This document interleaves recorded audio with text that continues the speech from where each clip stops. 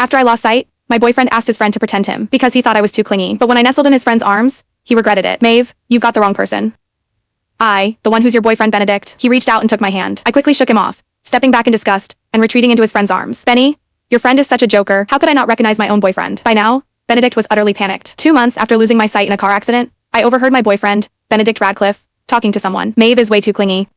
Ever since she went blind, she insists on doing everything together. She's driving me nuts.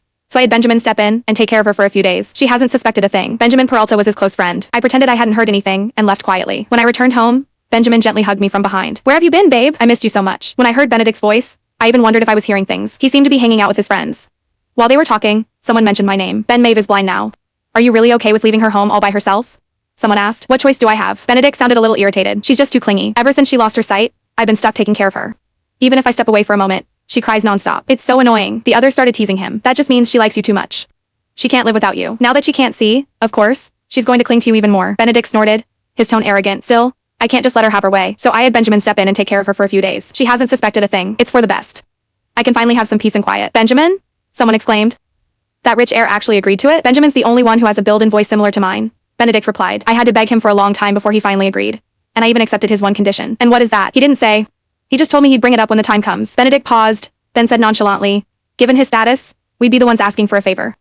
So I'm sure he wouldn't make any unreasonable demands. We're best friends, after all. After a moment, someone spoke again. What if? Maeve finds out. Benedict let out a dismissive laugh. Benjamin won't let it happen. Besides, she's stupid and blind.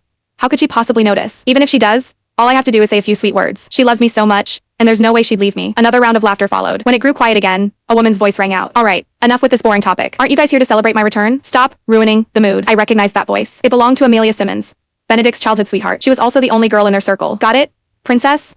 Benedict said dotingly. There's a new designer collection at the jewelry store. Pick whatever you like, and I'll pay for it. Amelia's voice was syrupy.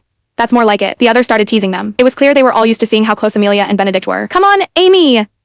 Stop messing with Ben, one of them said. You went abroad yourself, then came back on your own. Due to that phone call of yours, he ended up in a car accident. Now, he's even ditched his girlfriend to stay with you. Stop being mad at him, okay? I stood outside the door, shivering uncontrollably. When Benedict and I first started dating, I felt Amelia's hostility toward me. However, I didn't care. I didn't like her either, and I had no intention of forcing my way into their circle. That was until 2 months ago, when I fell sick with a fever. Instead of attending Amelia's perfectly planned birthday party, Benedict stayed by my side. She threw a huge tantrum and secretly went abroad to clear her head. Benedict was worried about her the entire time, afraid something might happen to her while she was all alone in a foreign country. On the day of the accident, Benedict drove me to work as usual. He answered a call while driving, and the car lost control before crashing into the roadside barrier. I hit my head, and the swelling pressed on my optic nerve, causing temporary blindness that I still hadn't fully recovered from. It turned out Amelia had been the one calling him. While I was lost in thought, Amelia spoke up again, annoyed. Serves him right? Who told him to ditch his friends for a girl? He even skipped my birthday party. Someone else tried to smooth things over. Ben didn't mean to stand you up, his girlfriend was sick. Remember? Amelia scoffed. Who knows if she was really sick, or just pretending. I could tell ages ago that your girlfriend never liked me. She knows she can't compare to the bond we've shared since childhood, and she's just insecure. She wasn't sick before, or after. She just happened to be sick on my birthday, and kept you from leaving. It was obviously to get under my skin. Only clueless guys like you can't see through her tricks. She sounded confident. We grew up together. Even if there had been the tiniest spark between us, Maeve wouldn't stand a chance. Benedict, you know I'm not someone who just takes things lying down, but for your sake, I've put up with a lot from Maeve. You'd better make it up to me, or don't expect me to forgive you. Since they had always pampered Amelia, Benedict went along with it. Of course, whatever you say. From now on, my time is all yours. I'll do whatever you want. That's more like it. I stood by the door for a while. Eventually, a staff member walked over and placed a velvet box into my hand. Miss Kinsey, your custom couple rings are ready. Do you need anything else? I stayed silent for a moment, then put the box into my bag. No, thank you. I left calmly, as if I hadn't overheard their conversation. When I returned home, it was quiet all around. I felt my way to the shoe cabinet and opened it, getting ready to change out of my shoes. All of a sudden, Benjamin wrapped his arms around my waist, gently hugging me from behind. His warm breath brushed against my neck, and his deep, magnetic voice sounded by my ears. Where have you been? Babe, I missed you so much. My body stiffened for a moment, before returning to normal. I was at the hospital for a follow-up today. His breathing hitched for a moment. He wrapped an arm around my shoulders, and turned me around to face him. Why didn't you tell me? We agreed I'd go with you. What if you hurt yourself while alone? As he spoke, he started checking me for injuries. I smiled and caught his slightly flustered hands. I'm fine. The driver gave me a ride. Also, I want to get used to going out on my own. I've been blind for a while now, but I haven't gone out alone even once. Perhaps he understood I was playfully trying to comfort him, and he finally relaxed. What did the doctor say? I shook my head. I don't seem to be recovering fast. He cupped my face with his large hands, then placed a gentle kiss on my brow. Don't worry.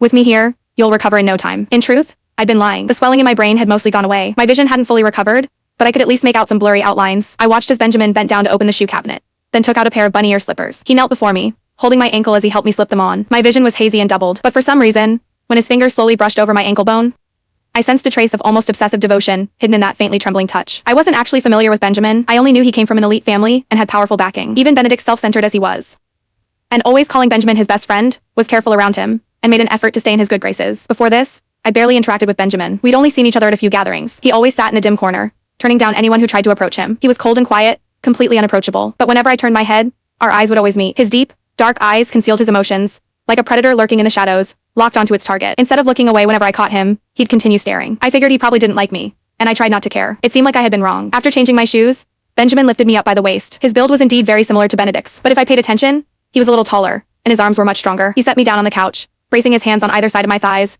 then leaned down and kissed my cheek. Are you hungry? What do you want to eat? I thought for a moment.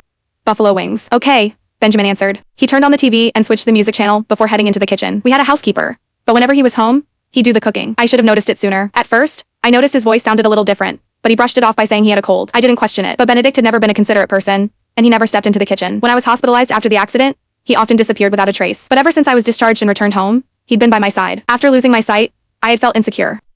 He held me every night until I fell asleep, staying by my bedside. He wiped my tears away whenever I woke from nightmares. He took care of everything on his own, from feeding me to doing my laundry. He followed me around wherever I went.